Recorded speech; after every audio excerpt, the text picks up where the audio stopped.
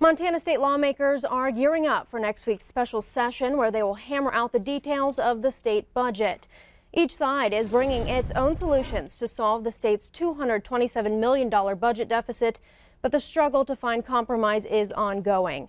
Democratic Governor Steve Bullock is proposing a three-pronged approach. This includes about $77 million in budget cuts, which he can order, $75 million in temporary tax increases, as well as nearly $77 million in budget transfers and adjustments.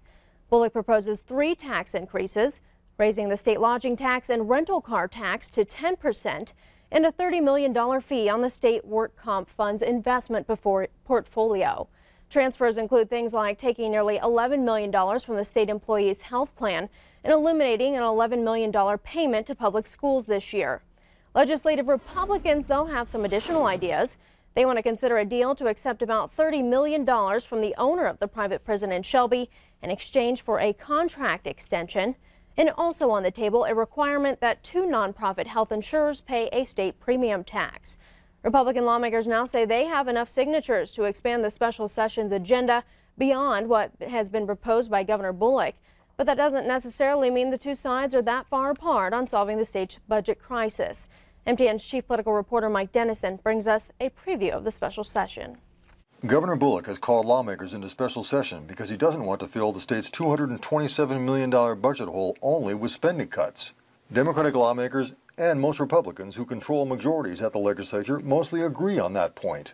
When you look at that list of what those cuts would look like, they are devastating and they are grim and they would have significant impacts on working families across the state. And frankly, it's just unacceptable to cut to that degree.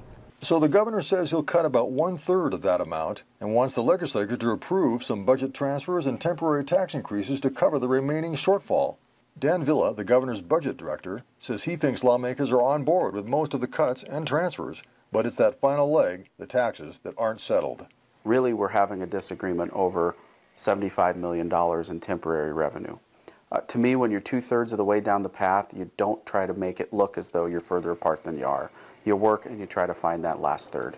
Republican House Speaker Austin Knudsen says tax increases are the main sticking point and that he'd prefer none is approved. I don't think we should be raising any taxes. I think there are probably some in my caucus that feel a little differently about that, but right now, frankly, I don't think there are the votes to pass tax increases of any kind.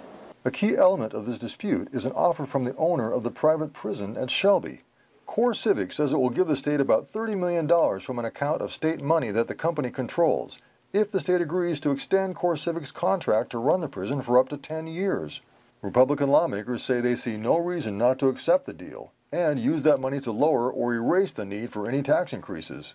I can't see any reason on earth why a Republican would vote to raise $75 million in taxes when we're leaving $30 million on the table with Core Civic and the private prison. Bullock and fellow Democrats very much oppose this move, saying the contract with Core Civic deserves more scrutiny and thought. They want to give us our money back. This is the state's money, $30 million, in exchange for a $150 million long-term commitment to them. This is an important contract for the state. It's one that we need to take the time to look at carefully and not try to ram through in a 2 or 3 day special session without full transparency by the public. Could a private prison contract really be the make or break item in a special session to balance the budget? It's possible, but if lawmakers want to avoid major spending cuts to many programs, they'll have to find a solution that the majority and the governor can agree on. At the Capitol, Mike Dennison, MTN News. Thank you so much, Mike. And the special session convenes Tuesday and committee hearings begin Monday at the Capitol.